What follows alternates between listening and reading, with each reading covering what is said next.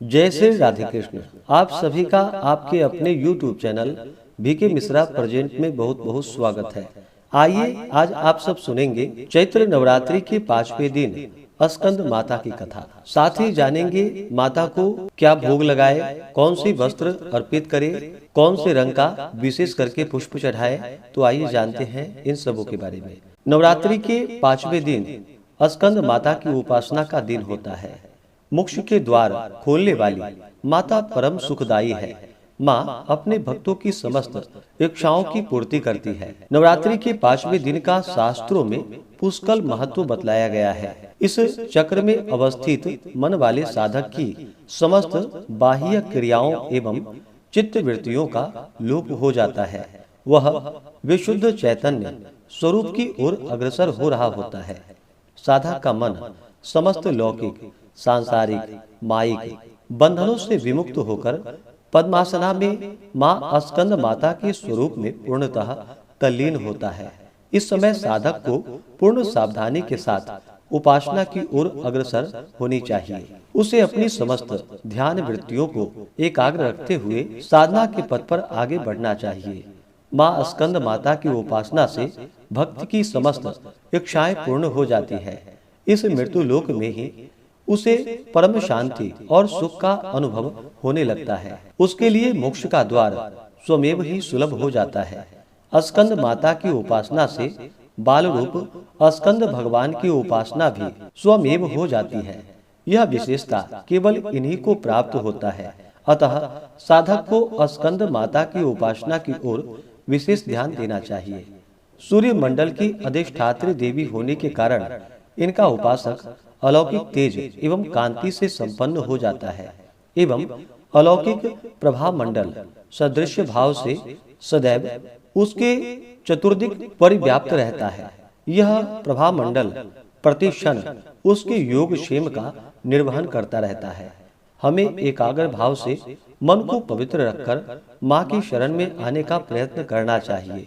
इस घोर भव सागर के दुखों से मुक्त पाकर मोक्ष का मार्ग सुलभ बनाने का इससे उत्तम उपाय दूसरा नहीं है। नवरात्रि के 5वें दिन पूरे विधि विधान के साथ स्कंद माता का, जो कि गंध पुष्प धूप दीप आदि से पूजा करनी चाहिए। इस दिन विशेष करके माता को पीले रंग के वस्तु अर्पित करनी चाहिए। पीला वस्त्र हो, पीले रंग के पुष्प हो या कमल का पुष्प मिल सके तो कमल का पुष्प माता को अर्पित करनी चाहिए। इससे माता अति प्रसन्न होती है। माता को भोग में जो कि केले का भोग लगाना, जो कि बड़ा ही शुभ माना जाता है। केले से बनी चीजें जैसे खीर, हलवा या मिठाई भी उनको पसंद है। माता को पंचामृत या दूध से बनी चीजों का भी भोग लगाना चाहिए। इससे माता अति प्रसन्न होती है। इस दिन माता के इन मंत्रों का जप करना चाहिए। या देवी सर्वभूतेषु मां स्कंद माता रूपेण संस्थिता नमस्तस्यै नमस्तस्यै नमस्तस्यै नमो नमः या ओम देवी स्कंद मातायै नमः। इन मंत्रों का जप करना चाहिए।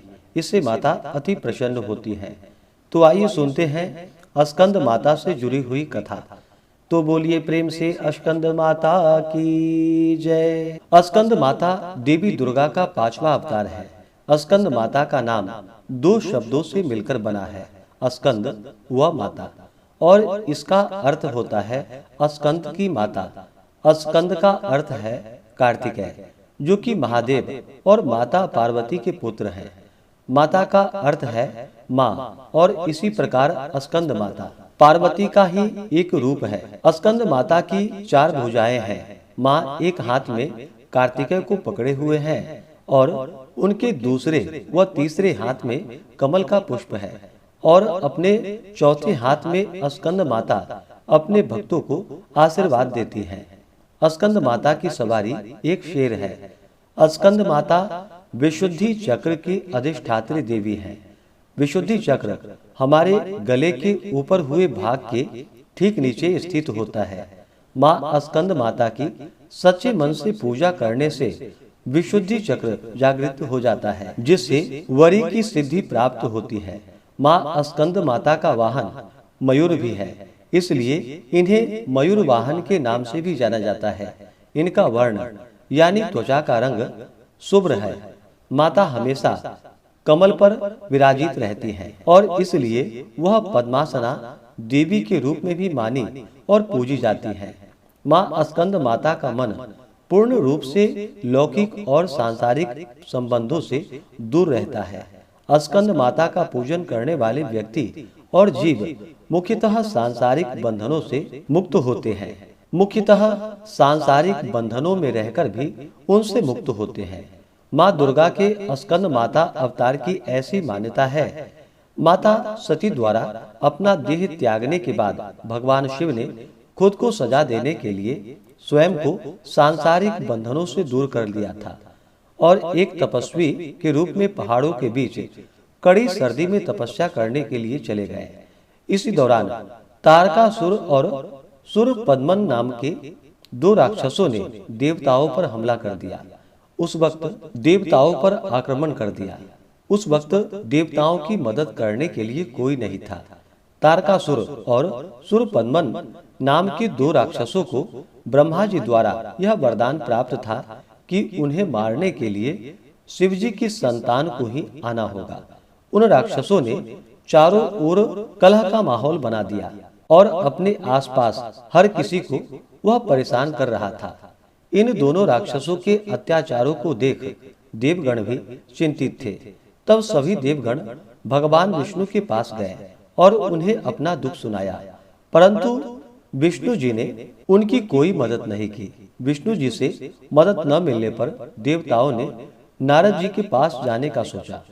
उन्होंने नारद जी से कहा कि यदि वह माता पार्वती से भगवान शिव को पति रूप में पाने के लिए तपस्या करने को कहेंगे, तब शायद भगवान शिव उनसे विवाह कर ले और उनके मिलने से महादेव की संतान जन्म ले, जो उन राक्षसों का वध कर सके।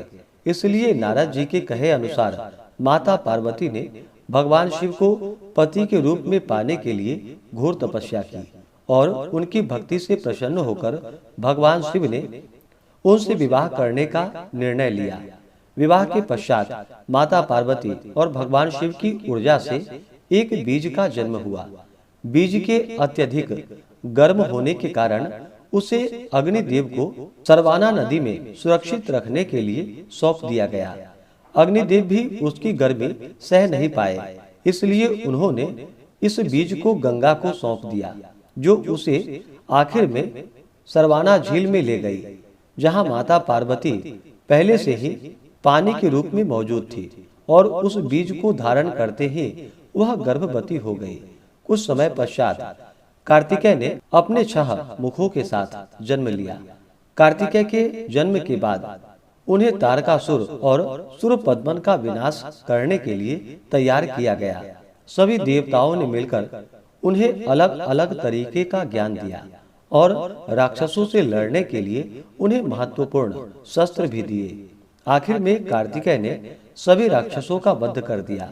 इसी कारण माँ दुर्गा को स्कंद माता यानी कार्तिकेय की माता के रूप में जाना जाता है। इसी प्रकार से जो भी सच्ची श्रद्धा के साथ स्कंद माता की उपासना करते हैं, तो स्कंद माता की उपासना से बाल रूप स्कंद भगवान की उपासना स्वयं ही हो जाती है। माँ स्कंद माता की उपासना से उपासक की समस्त इच्छाएं पूर्ण हो जाती है। तो बोलिए प्रेम से स्कंद माता की जय, नव दुर्गा देवी की जय, सर्व देवी देवता की जय। तो आशा करता हूँ कि यह जानकारी आपको अच्छा लगा हो। इसी प्रकार से ज्ञानवर्धक जानकारियाँ प्राप्त करते रहने के लिए, व्रत पूजा के बारे में जानने के लिए, कथा को सुनने के लिए चैनल पे अगर आप पहली बार आए हैं तो चैनल को लाल बटन दबा करके सब्सक्राइब करें, साथ में बेल आइकन घंटी को दबाएं, ताकि आने वाली वीडियो का नोटिफिकेशन आपको समय से मिलता रहे। वीडियो को लाइक करें, शेयर करें, सुखी रहें और स्वस्थ रहें। जय श्री राधे कृष्ण। धन्यवाद।